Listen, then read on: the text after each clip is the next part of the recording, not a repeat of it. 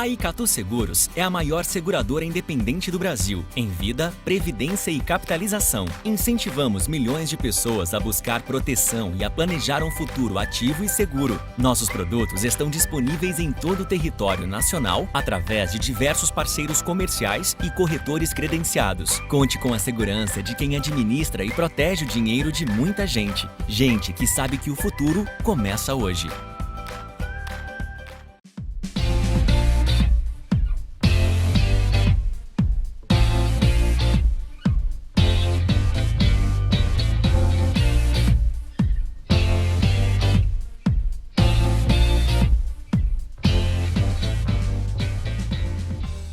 It's showtime! Boa noite, Brasil! Boa noite, brasileiros espalhados pelo Brasil e pelo mundo.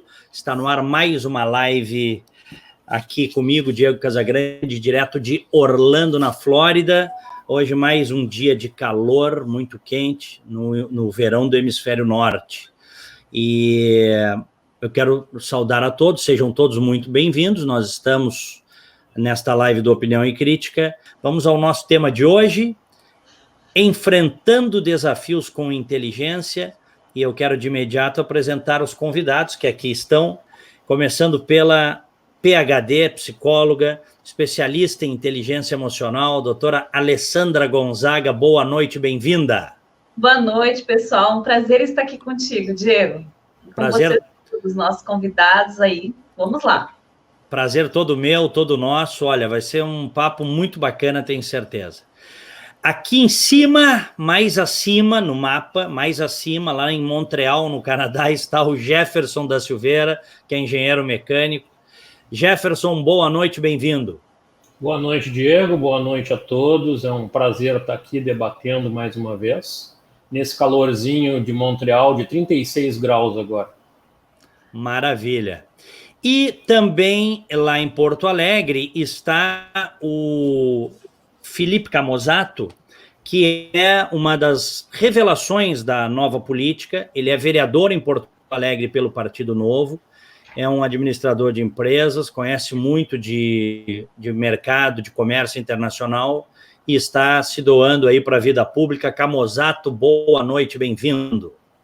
Boa noite, Diego, Jefferson, Alessandro, um prazer estar falando com vocês e com o público que está te assistindo. Eu que estou em Porto Alegre, de manga curta, não porque tem verão canadense ou americano, mas sim porque Springer inventou o ar-condicionado e, que nem nós falávamos fora do ar, Paulo Velhinho trouxe ao Brasil e hoje com o ar quente está possibilitando esse conforto.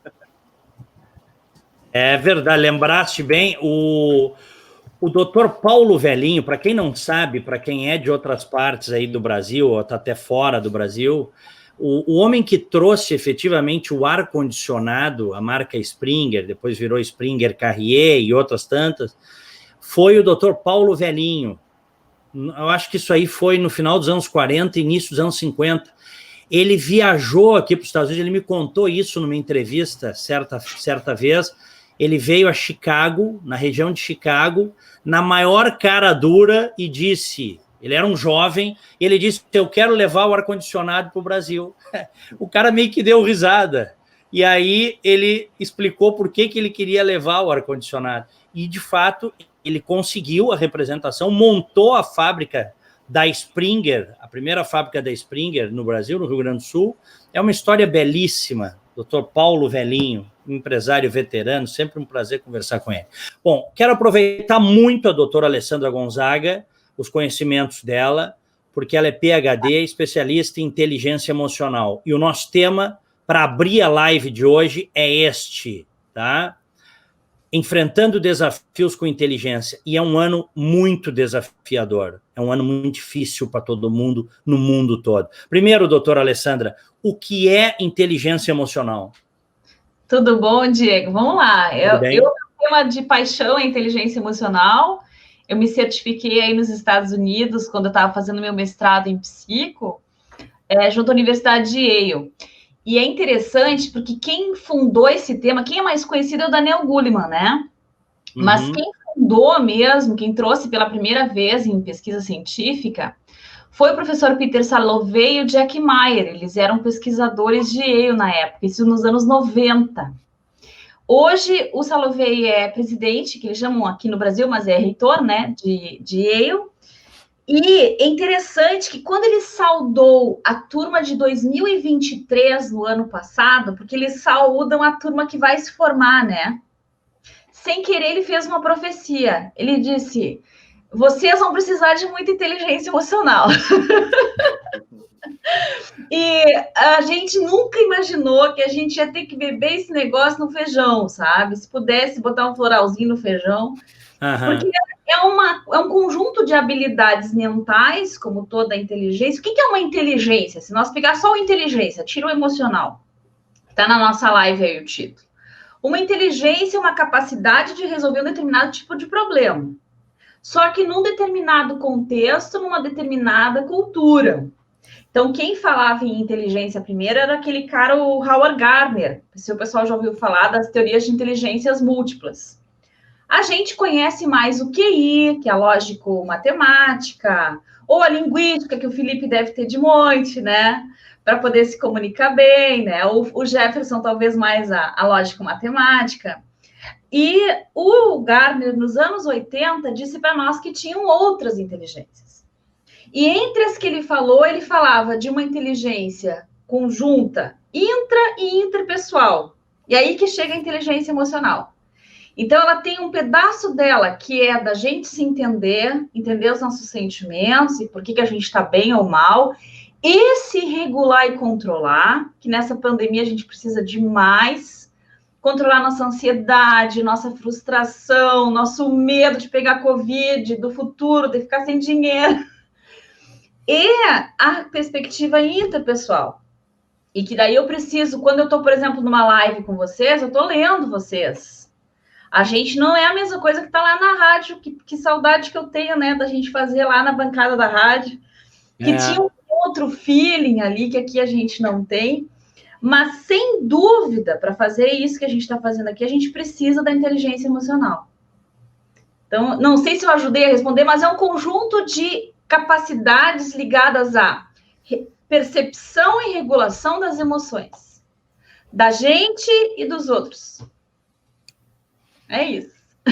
Tá, mas vamos aprofundar um pouquinho isso, tá?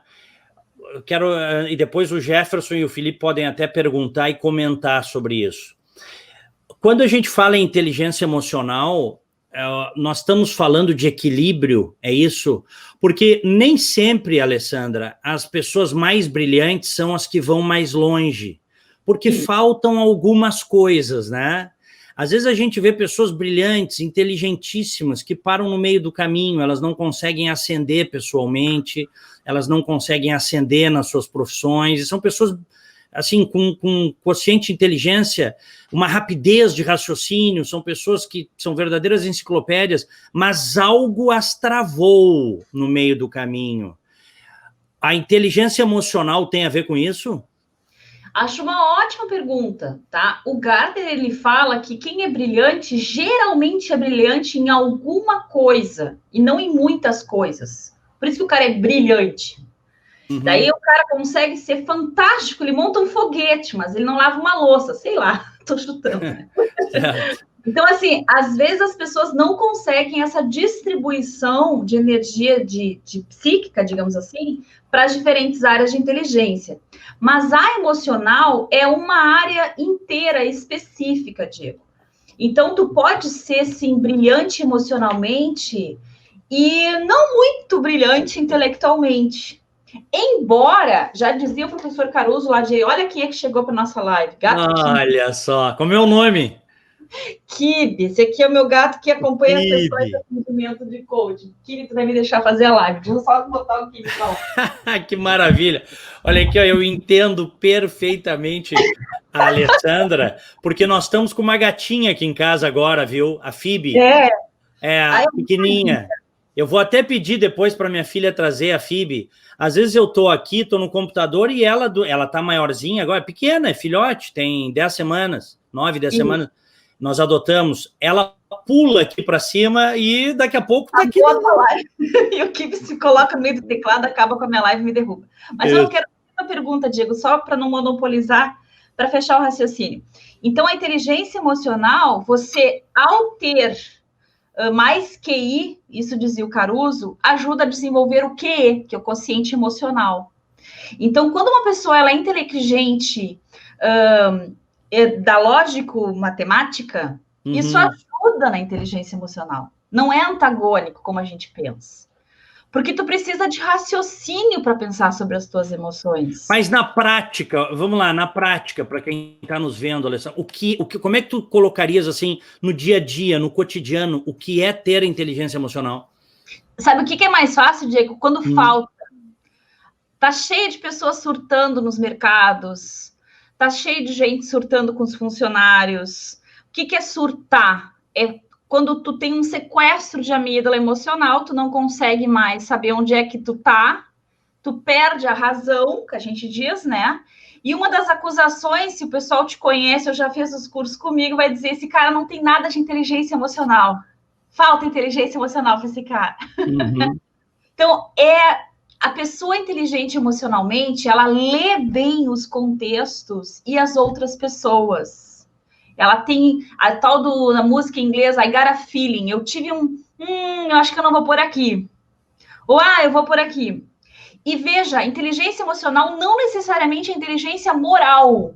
Embora a gente fale muito da empatia e tudo mais, tem pessoas que podem ser brilhantes na leitura de emoções e usam seus poderes para o mal, né? Claro. E tem, né? E a gente sabe que tem, né? Tem, Então não é necessariamente ser um cara legal, tá? Os ditos gênios do mal, né?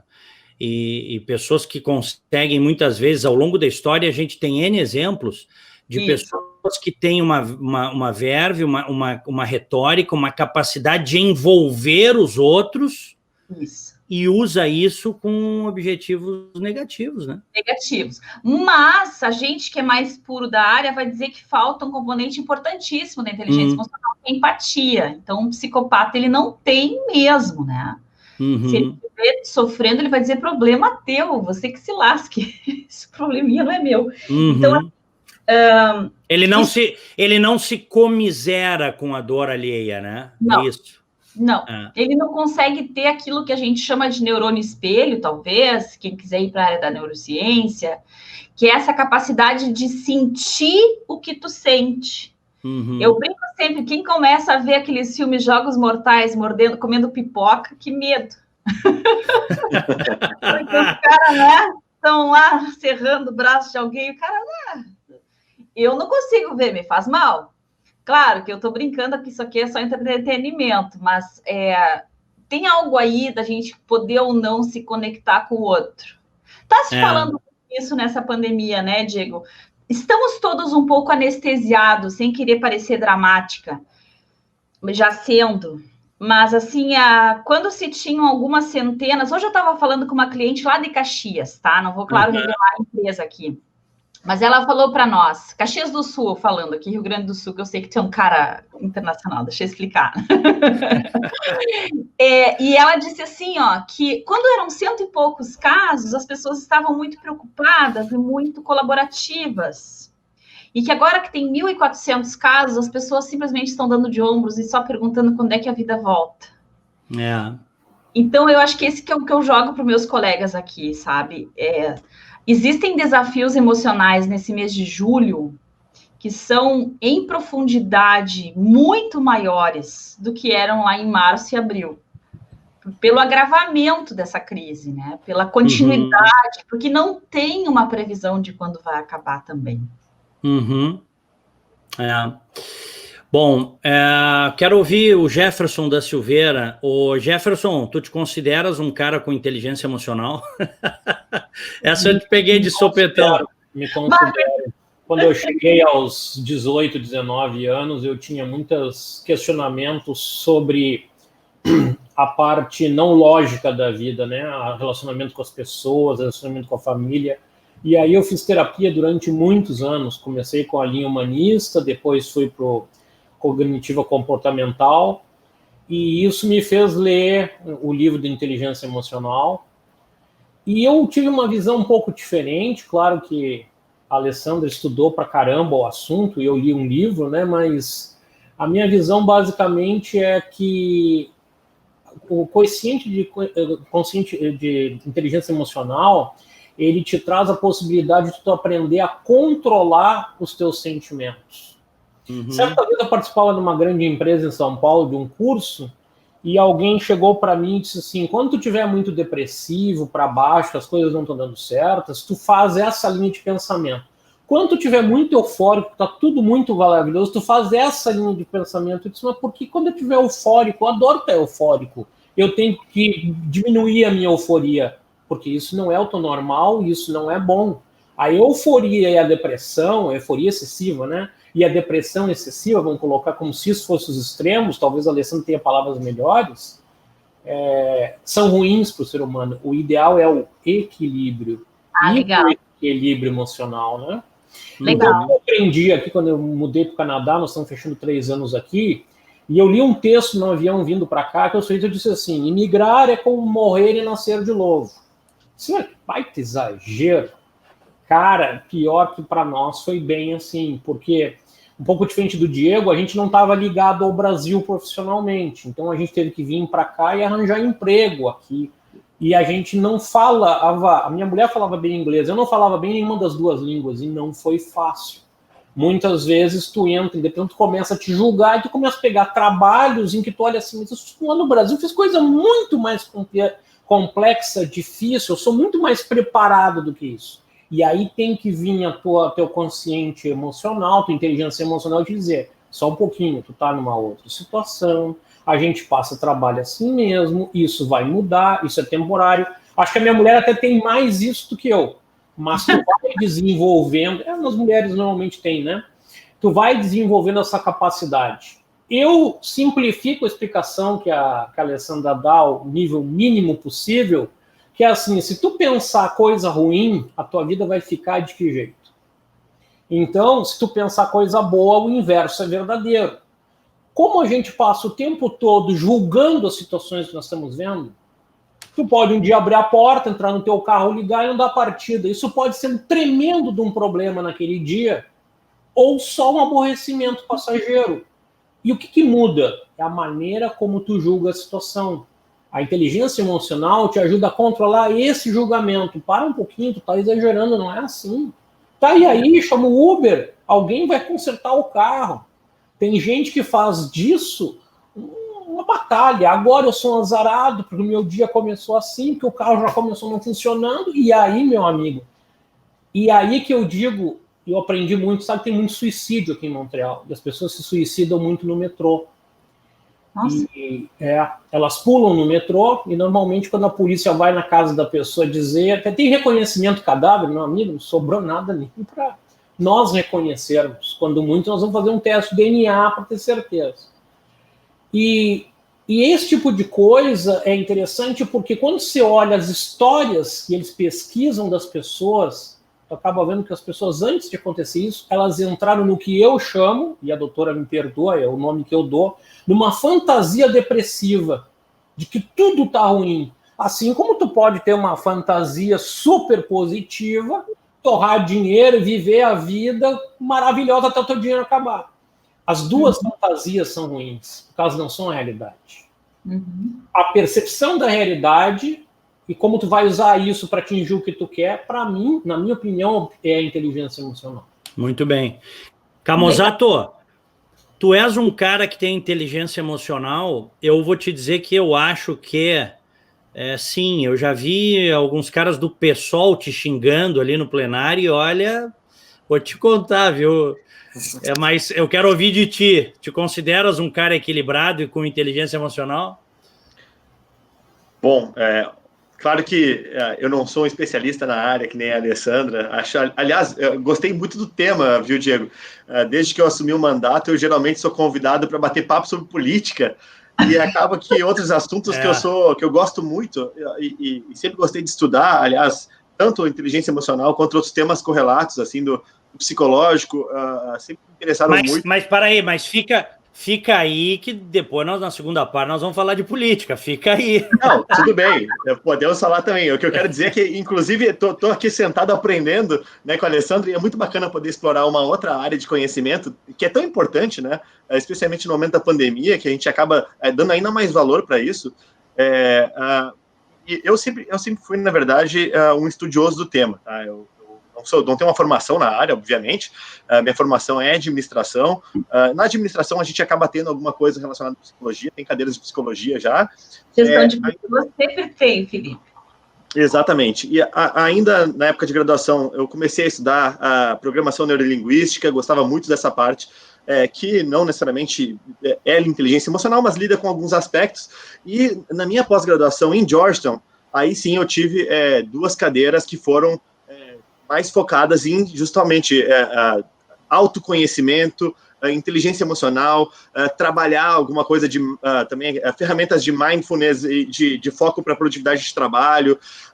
Então eu sempre gostei muito do assunto, mesmo para mim a política é recente, né? Então eu tô em mandato há 3 anos e meio, e antes disso eu fiquei 6, 7 anos aí empreendendo, trabalhei com consultoria, fui sócio de pequena empresa. A gente teve muito desafio assim com funcionário, compramos empresa endividada, viramos resultado da empresa, muitas noites mal dormidas também, trabalhando num setor que não é um setor que geralmente o aluno da administração trabalha, que era controle de pragas urbanas agrícolas, lidar com químicos, lidar com um setor muito tradicional, que geralmente tem biólogos, agrônomos, e estava eu, administrador, o sócio majoritário também era administrador, tendo que liderar uma empresa que era muito distinta. Então, assim, o desafio do equilíbrio emocional, né, de conseguir entender que existe o momento da raiva, da frustração, da motivação, e tu conseguir separar o teu sentimento com o que tu efetivamente precisa fazer, qual é teu plano de trabalho, conseguir transmitir não só tuas emoções, mas também o que tu espera em termos de perfil comportamental, de entrega dos teus funcionários, da tua equipe. Eu sempre achei isso muito rico. E sempre achei uma habilidade difícil também de desenvolver. Então, eu gosto muito do tema, acho que é um soft skill importantíssimo. Casualmente, nessa semana, eu estive com o Bernardinho, ex-técnico da seleção de vôlei, numa live aqui, o Bernardinho, que é um embaixador do Novo, né, e a gente tem uma relação que acabou desenvolvendo uma relação de amizade, até por conta do convívio no Novo, nas viagens, nos eventos e tudo mais. E aí, a gente estava falando sobre o tema, justamente, de construir uma mentalidade empreendedora e vencedora também, especialmente no momento de pandemia. A gente sabe como está sendo difícil para quem é autônomo, profissional liberal ou empreendedor, para conseguir manter o seu equilíbrio para poder desempenhar seu trabalho, para poder transmitir uma sensação de segurança para sua equipe, seu funcionário, para conseguir pensar qual vai ser o próximo passo, porque o mundo não vai acabar, mas ao mesmo tempo, a depender de como tu lidar com as coisas, pode ser que tua empresa acabe, né? Pode ser que teu patrimônio acabe. Então, é um tema que eu gosto muito, foi muito interessante a abordagem que o Bernardinho dá para o assunto, né? E agora estou assistindo a série do Jordan, até por recomendação dele, né? Quando a gente pega uma equipe que nem o Chicago Bulls, que era um pouco da seleção brasileira de vôlei naquela ocasião, com vários títulos subsequentes, como é que tu mantém essas pessoas motivadas, focadas, equilibradas, para não acharem que já ganharam, entrarem em quadra achando que são os melhores e que, portanto, é jogo jogado? Eufóricos, exatamente, Alessandro. E, ao mesmo tempo, você consegue extrair ainda mais do seu potencial, né? Conseguir superar seus limites que, até então, tinham sido superados recentemente com o título de um campeonato. Então, assim, é uma área que eu gosto muito, não quero me estender, mas que bom estar podendo falar sobre isso e dividindo um pouco desse conhecimento. Então, te respondendo mais diretamente, sim, eu considero que eu tenho, pelo menos, alguma inteligência emocional e equilíbrio. Eu procuro praticar bastante isso no meu dia a dia. É muito bacana esse tema, o pessoal está mandando mensagens aqui, porque esse é um tema que tem muito a ver com o dia a dia, o cotidiano de todos. Eu vou colocar algumas mensagens para nós aqui. Antes, lembrar para você, se você quiser receber, você que está nos assistindo, tá? As minhas atualizações pelo WhatsApp, o número está aí, ó, na tela, +1 321 318 9487. Você precisa cadastrar no seu celular este número, tá? E aí mande uma mensagem aqui para esse meu WhatsApp, com nome e sobrenome, e a gente coloca você, tá? Bom, vamos lá para as questões que os nossos amigos que estão conosco estão suscitando. Olha aqui, ó, o Marcelo Beltrán, grande Marcelo, querido amigo. Inteligência emocional é um conceito atravessado, onde os termos são assimétricos e incongruentes. Inteligência é um processo de razão. emoção é sentimento, estradas diferentes. Que bom te rever, Diego. Abraço em todos. E aí, doutora Alessandra, comente. Desde os anos 60, eles são congruentes. Quando o Simon falou que a gente tem uma racionalidade limitada, lá atrás, a gente já sabia que a razão não dá conta de todos os nossos processos. E aí, nos anos 80, um cara chamado Damasio vai dizer que não existe razão sem o sentimento. Então, se você tirar o emocional de uma pessoa, ela se torna irracional. Olha que louco que eu acabei de dizer. Essa última frase, repete essa última frase. Se fosse possível fazer uma legião de Spocks. Lembra do Spock, Diego? Lembro. Life Long and Prosper. Se tirar-se o emocional de uma pessoa, você tem um ser humano confuso e que não sabe para que lado vai. Todo pensamento chega na tua cabeça já banhado por uma emoção, por uma leitura emocional do mundo. Não existe razão sem emoção. A emoção é um filtro da nossa racionalidade. Então, esse conceito tá velho. Tá, velho? A razão, ela é composta também de subjetividade e de mundo emocional. E eu gostei muito que o Jefferson falou sobre o equilíbrio, né? Porque nos cursos de inteligência emocional, tu aprende que todas as emoções são válidas e importantes. Elas têm um papel evolutivo. Por exemplo, o medo, né? Então, se a gente não tem medo, o medo nos faz ter prudência. O medo nos faz cuidar do outro, pensar nas nossas finanças, pensar na nossa sobrevivência. Um ser sem medo é um ser maníaco. Sai na rua e diz, azar, eu vou gastar tudo que eu tenho, vou comprar... E tá cheio por aí, né? Né? Vou pegar o dinheiro, vou torrar todas em serva. Então, o medo, ele te dá a prudência que a gente precisa. Só que se tu viver embebido em medo, tu é um ser completamente congelado, incapaz de ação, paralisado e paranoico. Então, é claro que tu precisa da medida de medo para aquilo que você vai fazer. Então, não dá para tirar o medo. Um pouquinho de medo a gente precisa, mas medo demais nos paralisa. Claro. É o bom e velho equilíbrio, né? Isso, exatamente. Olha quem chegou. Só um pouquinho. Então, isso aqui olha, ela ainda não está numa fase de inteligência emocional plena, tá? Mas eu vou apresentar para vocês aqui. Vem cá, minha querida. Obrigado, filha. Minha filha trouxe a Phoebe. Como é que é o nome, Diego? Phoebe. Eu sou Phoebe. muito... Em casa, Oi, Phoebe. Gato. Phoebe. Sabe que antes, às 7 da noite, Diego, aqui no Brasil, eu estava fazendo uma live com um candidato do novo, pré-candidato novo do Rio de Janeiro. E aí a gente conversando aqui, daqui a pouco a gata dele também, casualmente, o dia de gatos hoje, mas começou a miar, e miava alto, queria atenção, e a gente estava discutindo impostos, daí a gente falou, deve estar indignado também com a situação, porque ela quer participar do debate. Sim, claro. A gente sabe que é uma coisa bacana, porque a gente já está fechando agora esse mês, 2 anos aqui nos Estados Unidos. Ela é novinha, ela não tem 10 semanas, né? Bom, ela, se deixar, ela pula lá para cima, ela é pequenininha, mas ela voa. Eu vou colocar a Phoebe no chão, tá? Pronto, querido, pronto. Sabe que a gente falava bastante, tá aqui, amor? A gente falava bastante que faltava um bichinho, a gente sempre teve animais, a gente adora animais, cães, gatos, tal, faltava um bichinho para alegrar a casa. E a casa que já é alegre, né, mas alegra mais ainda. É impressionante como isso ajuda também a gente a... Deixa eu mostrar, Diego. Isso aqui é uma revista que eu comprei quando fui em Portugal, sobre emoções, claro, que é o meu tema preferido, né? Sim. E aí eu descobri que tem uma emoção para isso. Eu digo, eu sabia que tem uma emoção para isso. Cadê? Deixa eu só achar para mostrar para o pessoal aqui, ó. Eu digo, agora achei qual é a emoção que faz a gente ter. Eles chamam de feels good emotions, né? Animal love, olha lá, ó. Tá aí, ó.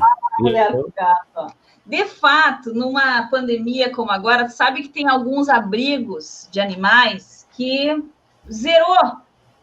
Todo mundo pegou um bichinho para adotar. Espero que fiquem, né? Claro, isso é fundamental, né? Ajuda muito no enfrentamento, ter um animalzinho em casa agora. Tem gente, olha, a minha filha trabalhou aqui num abrigo, né? A Gabriela se formou agora no high school, no ensino médio, e ela teve que, aqui nos Estados Unidos, tudo para tu conseguir ascender, assim, entrar numa boa universidade, tal, tem que ter voluntariado. Isso é uma sociedade assentada no trabalho voluntário, é diferente da nossa. Isso é cultura anglo-saxã, que é a mesma coisa. Inclusive, se tu chega como estrangeiro aqui, tu precisa de currículo, tu não trabalhou em lugar nenhum para ter uma experiência canadense, vai num lugar desse que eles emitem até certificado que tu trabalhou lá, que tu tem empatia, capacidade de ajudar os outros, e tu não ganha nada fazendo isso, tu gasta, inclusive. Exatamente. A minha filha optou, tinha, sei lá, centenas de possibilidades para fazer, né, o trabalho voluntário, precisava contar horas, né? O jovem brasileiro chega aqui e fica meio assim, né? Porque no Brasil não tem nada disso, tu faz o que tu quiser, não é exigido, não é cobrado. E aqui é exigido, a escola exige, tu não consegue nota, tu não te formas se tu não fizer o trabalho voluntário, é simples, não consegue o diploma. E aí ela escolheu, ela gosta de animais, ela escolheu fazer no Orange County Animal Service, que é vamos dizer assim, é o local de animais do condado de Orange, onde a gente está. E ela foi muitas vezes, ela fez dezenas de horas de voluntariado, porque aqui nos Estados Unidos, no Brasil, não pode mais, né? Pelo que eu sei, não pode mais. Aqui nos Estados Unidos, cães e gatos que ficam muito tempo para adoção e ninguém adota, eles são sacrificados, né? Sacrificados. Claro que eles dão uma explicação, que tem o sacrifício humanitário, aquele e tal, mas, inclusive, tem ONGs que trabalham só para pegar aqueles cães que estão na marca do pênalti, aqueles gatos estão na marca do pênalti, para o sacrifício, e aí eles colocam nas redes. Então, olha, entre aspas, é um mercado maravilhoso, assim, só vai comprar os bichinhos quem quiser. Acho que no Brasil a coisa está indo nesta mesma linha, né? E nós optamos por adotar e adotamos de uma ONG privada, vamos dizer assim. A gente foi lá, é uma família que tem uma ONG, e você escolhe lá, tem dezenas de animaizinhos e tal. Sabe o que é o bacana? E aí eu fecho, eu não quero me alongar muito. Sabe o que é o bacana desse negócio? Se esta família tentasse fazer essa ONG no Brasil, da maneira como está, não conseguiria. Não conseguiria, tá? Da maneira como tá, porque tu chega no lugar, é um lugar que fica num mini shopping, assim, num mini shoppingzinho, é uma sala, como se fosse uma loja, aquela sala grande, sei lá, 50 gatos lá dentro. A saúde fechava no mesmo dia, sabe, Camozzato? Tu que lutas tanto contra as regulações, né? Aqui não, tava nesse shoppingzinho fechado, a única coisa é que os animais não podem sair, tem que ter... Estavam lá, e as pessoas vão lá e adotam os animais, você tem que assinar vários termos, você faz uma doação para eles, que eles te sugerem essa doação, né?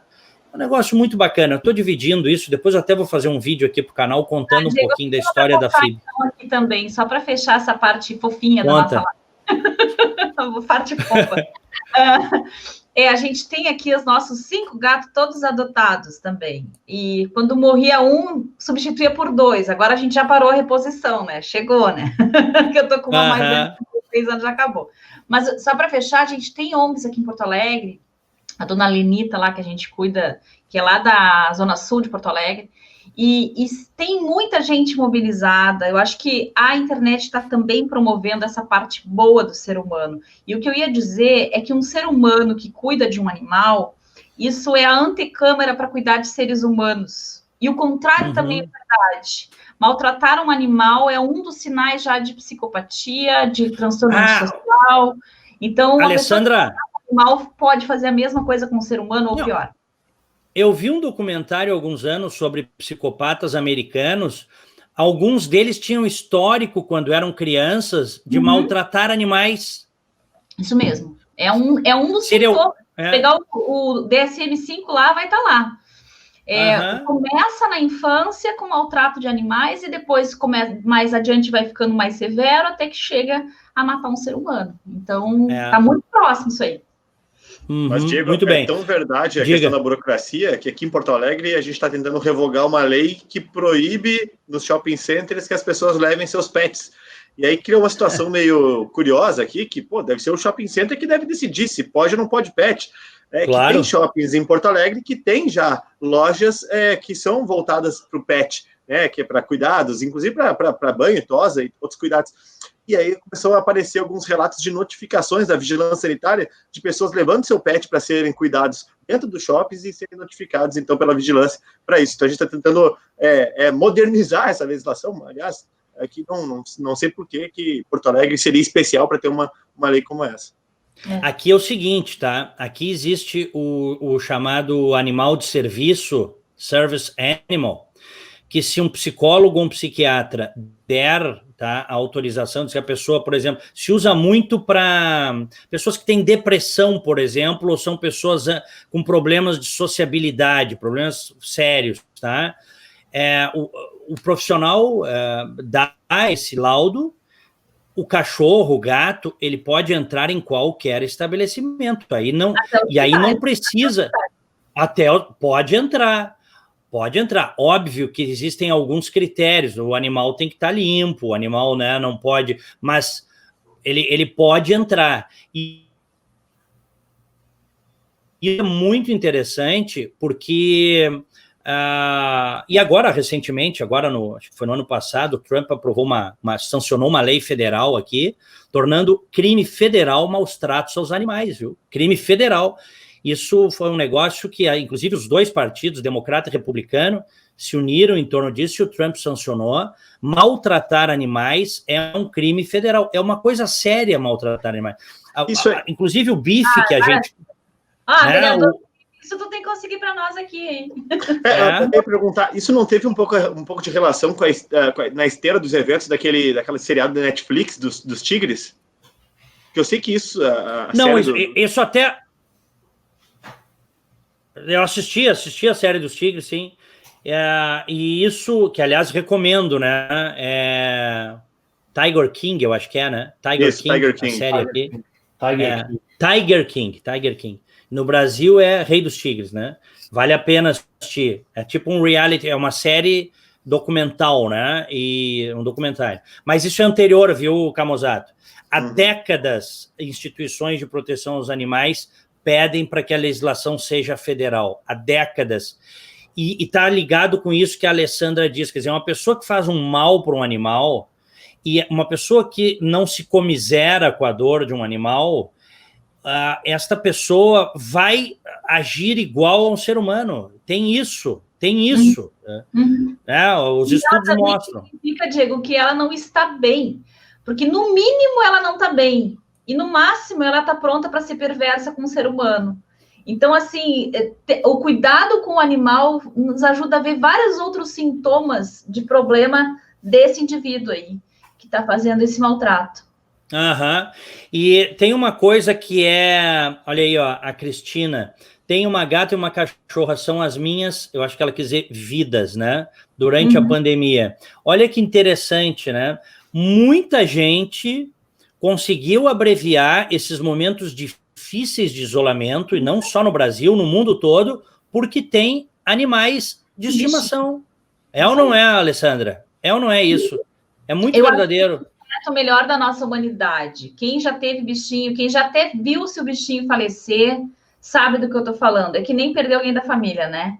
A dor que se tem de perder um bichinho que tu ajudou a criar ou que tu viu ir até o fim. E isso nos humaniza, no melhor sentido do termo. Ai, que lindo! Obrigada, Letícia. Show de bola. Mas também, né, fiz ficar fofa essa live, que geralmente vem para bater aqui no Diego. Tô com medo de pegar a nota da inteligência emocional, hein? Olha lá, hein, Diego? Tu vê que é o seguinte, olha que bacana, a gente falar de animais também tem a ver com inteligência emocional, né? E depois eu ainda tinha me proposto, eu não vou poder escapar, tem gente que pede, inclusive, nós vamos ter que falar de algumas coisas da bizarra política brasileira, porque a política brasileira é bizarra, gente, todos os dias uma bizarrice. Eu quero só... Queremos o tema dos animais, então. Na inteligência emocional, antes da gente sair dela, a doutora tocou num ponto que é muito caro para mim, que é o Sr. Spock, porque lembra quando eu era criança, né? A série começou em 66, terminou em 69 com o Spock verdadeiro, a primeira série, e eu assistia com meu pai nos anos 70, durante a ditadura militar no Brasil, e é uma coisa que eu lembro muito do meu pai, ele já morreu faz 5 anos, mas quando eu vejo isso. E interessante, eu pesquisei muito sobre o criador da série, o Gene Roddenberry, e ele, quando bolou a série, ele queria fazer uma visão positiva da humanidade alguns séculos depois. Uhum. Então ele colocou um russo e um chinês. Isso aí. De comando, um americano judeu como capitão e uma mulher negra como chefe de comunicações da nave. Interessante que essa mulher negra foi convidada a conversar com Martin Luther King e ele disse para ela: jamais tu sai dessa série, porque tu é a única mulher negra numa posição de comando nos Estados Unidos. Uau. E tinha uma negrinha que assistia televisão e quando era criança e disse: mãe, tem uma mulher negra num filme aqui que ela não é empregada e não é faxineira. Chama-se Whoopi Goldberg, que se tornou uma grande atriz e trabalhou na série posterior do Star Trek por causa disso, em homenagem a Tenente Uhura. Mas e o Spock? O Spock era... Jefferson, deixa eu só um parênteses aqui nisso que tu está dizendo, tu está tocando na questão racial, né? E a gente sabe que essa é uma questão, nós que estamos aqui no Hemisfério Norte, eu que estou vivendo aqui nos Estados Unidos pela 3ª vez, a questão racial aqui nos Estados Unidos é uma questão muito mais séria, né? Eu acho que não diria dolorosa, porque o problema dos negros, né, da não ascensão dos negros ao longo de muito tempo, da escravidão, isso é uma coisa que, onde aconteceu, uma coisa que deve ser revertida. Mas aqui, feridas muito abertas, aqui nos Estados Unidos, muito abertas. Às vezes eu falo com alguns amigos e os caras me dizem assim: pô, mas tu vê... aconteceu tudo isso aí nos Estados Unidos porque aquele policial matou o negro daquela forma, aquele cidadão negro, foi uma coisa brutal. Ele disse: precisava tudo isso? Eu digo: bom, vamos com calma. Essa quebradeira que fizeram, esses marginais, botando fogo, saqueando, isso é coisa de bandido. Vamos com calma. Mas a maioria das pessoas, 99% das pessoas, foi para a rua protestar de forma pacífica. Isto tem que ser dito. Eu não vou embarcar na onda que eu vi alguns dizendo, todo mundo que foi para a rua... Eu estou aqui, eu vi todo mundo que foi para a rua protestar. Não, não. Tinha os marginais, aquela minoria, que saiu a quebrar tudo. Mas esta maioria que foi para a rua, negros e brancos, é muito recente. Os direitos civis, a lei que consolidou os direitos civis é dos anos 60, gente. Tem pouco mais de 50 anos. Até a consolidação da lei dos direitos civis, em 1964, aqui nos Estados Unidos, vários estados do Sul tinham apartheid social. E podiam ter... A Star Trek, a primeira Jornada nas Estrelas, foi de 66 a 69. Foi bem nesse caldo de... Então, segregação, né? Chamava segregação? Não, como é que segregação. E a segregação racial em alguns estados do Sul, aqui dos Estados Unidos, Mississippi, Alabama, Louisiana, vários estados, esta segregação ela era consolidada constitucionalmente pelas constituições dos estados. Então, vê a doideira. Quer dizer, como é que um país livre pode conviver com segregação? Tinha segregação em restaurante, tinha segregação em ônibus, tinha segregação em escola, em alguns estados americanos. Então, se a gente for olhar na linha de tempo, faz pouco mais de 50 anos que veio, então, a Lei dos Direitos Civis de 1964 e que disse é crime discriminar, não pode discriminar pela cor da pele. Isto é recente. Então, o que eu quero dizer com isso, tá? Porque tu entraste nessa questão aí, Jefferson.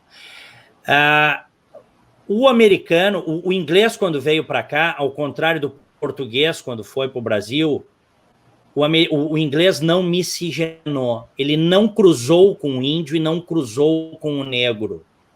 O português miscigenou. Isso é uma característica bacana da sociedade brasileira, esta miscigenação. Tanto que tu tens aí 60% da sociedade brasileira é negra ou parda. Tá? É mais de 60%. Tá, mas então o que eu quero dizer é o seguinte, isto, de certa forma, reduziu a tensão racial. O problema existe, porque o negro na sociedade brasileira também, ele ao longo de séculos, ele não ascendeu. Isso é um problema sério. Nós até podemos discutir o que é melhor para propiciar esta ascensão. Eu não gosto de ascensão na marra, forçada, se você não cuida da base. Eu acho que a melhor ascensão que se pode dar, e a gente tem o Camozzato, que hoje está aí fazendo políticas públicas, tem o poder de propor legislações. Acho que a melhor coisa que tu tem para diminuir as desigualdades entre as pessoas é tu dar uma boa escola pública para o filho do pobre. Ela não precisa nem ser estatal a escola, mas o Estado bancar esta escola, bancar esta educação. É assim que você diminui a desigualdade, é como eu penso.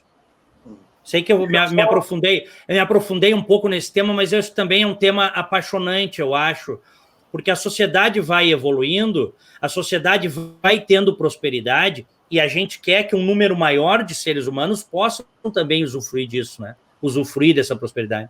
Deixa eu só concluir. Eu vou dar um destaque aqui, Felipe, o Jefferson depois eu ponho. Eu sempre comento nas minhas aulas que a diversidade produz um caldo humano de melhor qualidade. Isso para as empresas também. E quando eu falo diversidade, é bem a cabine do Star Trek mesmo. É idade, é gênero, sexo, como que queiram dizer. Porque quando a gente fala em gender studies, a gente está falando de estudos sobre sexo. Eu não vou entrar nessa discussão. Mas, enfim, homens, mulheres, velhos e mais jovens, negros e brancos, outras raças, outras religiões. Quando tu consegue fazer as pessoas diferentes conviverem, o que se produz é algo melhor. Inclusive, do ponto de vista lógico, racional, as ideias, as inovações. Tem um livro do De Masi sobre isso, que é maravilhoso, que chama-se A Emoção e a Regra. E ele fala das grandes obras da humanidade e de como a gente precisa juntar pessoas que pensam diferente. Então, esse que era o ponto que eu queria chegar. Que o que eu não gosto de discutir política, a gente estava falando nos bastidores, é porque a gente não discute mais política. É porque as pessoas agora elas têm torcidas organizadas, elas não têm mais posicionamentos ou ideias a debater, né? Então, esse caso, esse que era o ponto. Quando entra na diversidade, já me sinto mais em casa. Já gostei. Boa. Eu só queria concluir essa parte aí, o que é o Sr. Spock que ele projetou. E o que era o Sr. Spock? Ele não era um sujeito sem emoções, eu também entendia dessa forma. Ele era um sujeito que a cultura dele levava na direção da lógica, como um instrumento para controlar as emoções. Ou seja, o futuro da humanidade, a inteligência, o quociente emocional, a capacidade de tu controlar tuas emoções para não ter explosões. Então ele era um choque entre a imagem do futuro e do presente. Legal. Eu acho que quando o Diego falou de uma boa escola, eu tenho uma visão que eu, no meu ponto de vista, acho que toda escola no Brasil deveria ser privatizada. E todo o recurso público que a gente gasta na escola do Estado deveria ser pagar a educação de base. Então nós teríamos numa sala de aula o filho do sujeito que tem condições de pagar, não chamo nem de rico, uma classe média, classe alta, do lado do filho do pobre que não tem condições de pagar. Aí nós teríamos um bom desenvolvimento da educação em escolas privadas, sem essa necessidade de politicagem, falando de política, obviamente. Bom, meus queridos, vamos começar, vamos despedida rápida. Alessandra Gonzaga, PhD, psicóloga. Olha, que grande prazer te ter, que seja a primeira de muitas lives aqui, te ter conosco. Obrigado, viu, Alessandra? Foi muito bacana. Isso foi um bate-papo. Se eu soubesse, tinha vinho, né? Talvez até uns pinhão para comer junto aqui. Porque a gente entrou... É uma coisa que eu tô com saudade. Pinhão é bom, né? Eu acho assim, ó, eu quero deixar um recado positivo, tá? Vão me chamar de Flora, do que for. Poliana. de Poliana, mas eu acho que se tem alguma coisa que a gente tem que tirar deste momento, é que a gente precisa olhar mais para o outro, parar de olhar só o próprio umbigo e melhorar como ser humano. Se tem uma função que todos nós temos na vida é essa, aprender para ser uma pessoa melhor. E quando a gente é uma pessoa melhor, é claro que a gente faz o mundo ficar uma coisa melhor. Então, se contribuir para essa live, a gente, de alguma maneira, encontrar coisas em comum, fiquei feliz. Bacana, bacana. Antes do Jefferson, despedida, vamos para algumas mensagenzinhas rápidas aqui, ó. O Henrique Ribeiro, o único que se salva aí é o Camozato. Pô, Camozato. Viu, Camozato? Salvaste a live, hein? Camozato, tu viu? Posso garantir que não é um robô meu, tá? É isso aí. Muito bom, muito bom. Deixa eu ver aqui que tem muitas mensagens. Olha, às vezes até uma frase foi mais popularizada porque um determinado autor, embora não tenha sido o que falou originalmente, usou numa obra. Tá? Então isso às vezes acontece, né? Uhum. A Adriana de Salvo, conversa boa, pensar e repensar, parabéns, 4 filósofos, obrigado, querida. Valeu. Obrigada. Legal. Mas o único filósofo que se salva é o Camozato. Camozato, é o único que presta. Confiança aqui. A Nádia Maurano, está maravilhosa essa live, poderia ficar mais tempo, parabéns aos convidados, pessoas muito inteligentes. Obrigado. Bacana, obrigado, Nádia. O Rafa Maltese, espetacular a live de hoje, foi uma aula imperdível. Obrigado, Anara Sarmento, eu que pensava em dormir cedo hoje, impossível com este papo tão bacana. Valeu, obrigado, Nana. Olha aqui, o Janker Zimmer, A Filosofia do Fracasso em Agosto, o livro dele, prefácio de Diego Casagrande. Eu tive a honra de escrever o prefácio, valeu, Janker, um abraço. Em agosto estaremos juntos aí no teu livro, belíssimo livro do Janker, coletânea de artigos também. Quero, inclusive, fazer uma live só contigo depois para a gente falar do livro. O Rodolfo Long, ótima live. Tem muita gente aqui. Maria Luísa Santana, querida Malu, adorei os 4 debatedores, parabéns, obrigado, Malu, um abraço, beijo para você. Gente, obrigado mesmo, viu? Jefferson da Silveira, tuas considerações finais. Vamos dar um pouco de esperança para as pessoas que estão aí no Rio Grande do Sul, passando pelo problema da Covid, tá? Aqui em Montreal, já praticamente não está morrendo mais ninguém de Covid, foi feito um fechamento, e diferente, não teve nenhum político dizendo que não era para fazer fechamento. O governador aqui, achou um primeiro-ministro da província, mas ele fez lives todos os dias, explicando todos os dias que quanto mais a gente respeitasse o distanciamento social, mais cedo nós abriríamos tudo de volta, estamos abrindo tudo de volta e não está havendo um surto de crescimento. Agora começou o problema com os jovens, como está tendo na Flórida, né?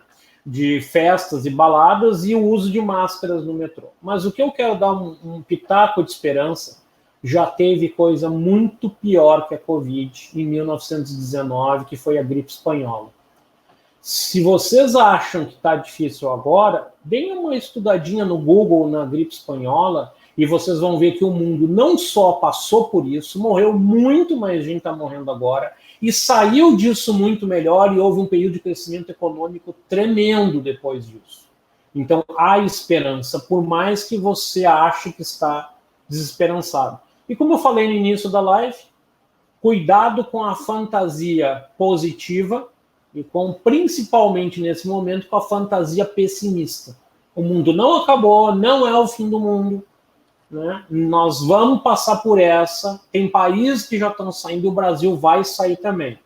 Só está passando a parte difícil da onda. Muito obrigado pelo convite, boa noite a todos. Valeu, obrigado. Camozato, obrigado pela participação. Bom, eu que agradeço, Diego, o convite. Pô, foi um prazer ter passado aí, foram quase 3 horas de live. A única reivindicação que eu fico é de que na próxima a gente tem um vinho, concordo com a Alessandra, já podemos fazer bancada aqui, já tem 50% dos votos. Disse quanto tempo vai ficar? 1 hora? Pô, peguei chá! Eu cortei a cervejinha que tinha jantado e tomado uma cervejinha. Pô, se eu tivesse seguido, eu estaria aqui tranquilo agora até umas 3, 4 da manhã, porque o papo está muito bom, foi um prazer. Pô, muito bacana também poder te conhecer virtualmente, Alessandra, acompanhar um pouquinho de ti. Rever o Jefferson também, que fazia tempo que a gente também não podia interagir assim. E, bom, eu acho que de recado final, acho que muito do que a gente discutiu aqui hoje se deve ao fato de que a gente discute pessoas em vez de ideias. Quanto mais a gente discutir ideias e não pessoas, mais sereno vai ficar nosso coraçãozinho, menos raiva nós vamos passar e mais tranquilos nós vamos ficar na hora de criticar justamente um político, que fala que um político, né, que merece todas as críticas. Quando eu vou lá, erro, acerto como qualquer outro ser humano, mas, né, me julguem pelas minhas ideias e pelo aquilo que eu faço ou não faço. Né? Então, eu acho que é por aí. Um grande abraço a todos. Camozzato, obrigado. Alessandra, Jefferson, muito obrigado a vocês que estiveram comigo, Alessandra, Jefferson, Camozzato. Obrigado, senhoras e senhores, pelo prestígio, pelo carinho, pela audiência. Abraço, queridos. Até mais. Tchau. Valeu. Gente. Fiquem com Deus. Tchau. Tchau, tchau.